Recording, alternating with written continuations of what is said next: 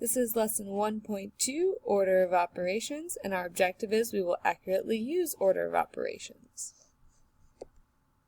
Now I want you to take a look at these two examples, the red one and the blue one. What do you notice about each of these students' work and how are they different? So go ahead and pause the video, answer the question, and then we'll keep going. So what you probably saw is that they solved it in a different order, and order is super important.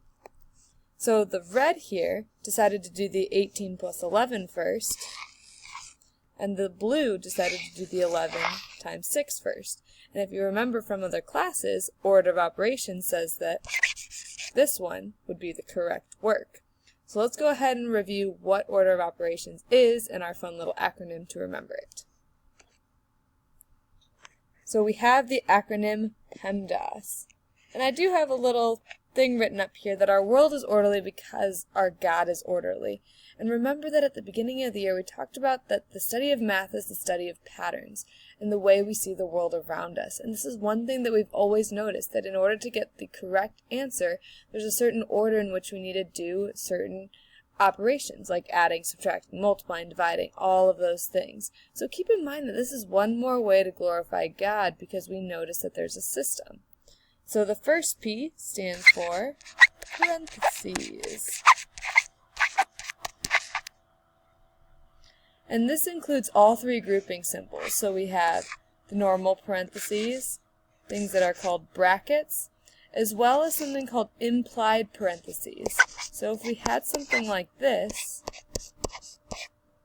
we would have to simplify the top and simplify the bottom, and then we could simplify the fraction. E stands for exponents. And remember, exponents are things like 2 to the third power. Next, M is multiplication. Oh, let's try to fix that. Multiplication. I'm just going to put multiply. D is for divide. And I have a little arrow here because these are really grouped together. They are part of the same family. We're going to learn later that multiplying and dividing are really one and the same. So if you have multiple of them in one expression, you're going to go from left to right. You don't have to do the multiplying before the dividing, and you actually shouldn't sometimes. A stands for addition, and S for subtraction.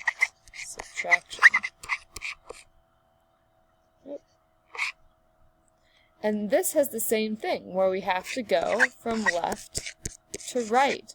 We're going to learn that subtraction is really a fancy form of addition, and they're one and the same thing as well. So subtraction doesn't necessarily come second.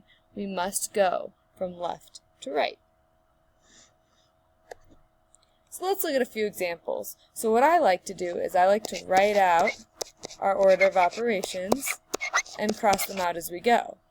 Now, what we can do is circle the things that go together.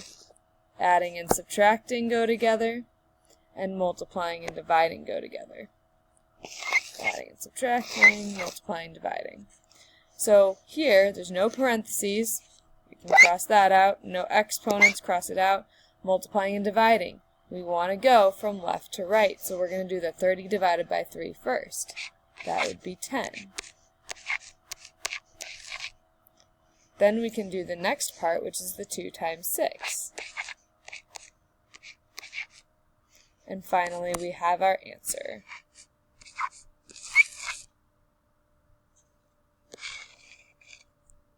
Let's take a look at this next one. Now, if we were to write out PEMDAS again, so that we can exit out, we can circle the things that go together. And let's try out this problem. 30 divided by, now we come to parentheses. So we're going to check off parentheses, 5 times 6. Now this one is a really tricky one. We think, oh, division, we have to do multiplication first, but we remember that they are together. There's no exponent, so we can cross that off. We have to do the division first because we go from left to right. 30 divided by 5 is 6. 6 times 6 is 36. If we decided to do 5 times 6 first, we would have gotten 30 divided by 30, a completely different answer. Finally, our last problem here is going to have some implied parentheses right at the top. I'm going to write those in.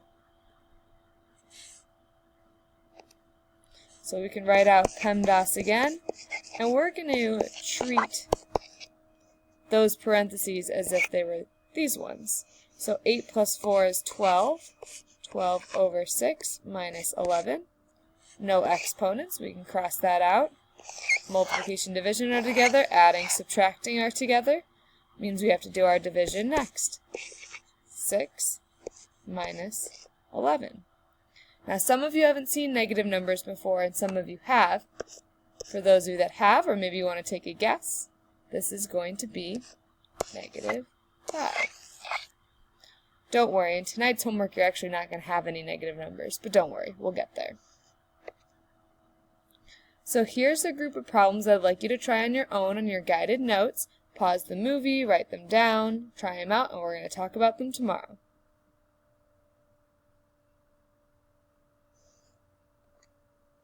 We're going to end with one little word problem. The cool thing about this word problem is it's very intuitive. It shows you how order of operations actually works. So here we go. Your favorite store recently had a big sale. You bought 2 pairs of jeans for $19.95 each and 3 shirts for $15.59 each. The tax was $4.39. So it says to write an expression for the total cost. Now this makes sense to us to be multiplying first. Why would we add together all the costs and then multiply by 2 or 3? We know that it's 2 of the jeans and 3 of the shirts. So our expression will look like this. 2 times what the jeans cost, 3 times what the shirts cost, and then you add your tax on at the end. And I bet you guys have already done something like this before. So there's our expression. Now if we were to simplify the expression, we would just have to multiply these first, and then multiply this, then you could add the 3 numbers, and that would be your final answer.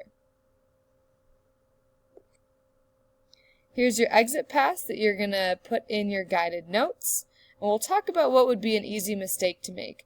But remember, go back to PEMDAS, remember that multiplication and division are together, adding and subtracting are together, and that if you have the same step, you have to go from left to right.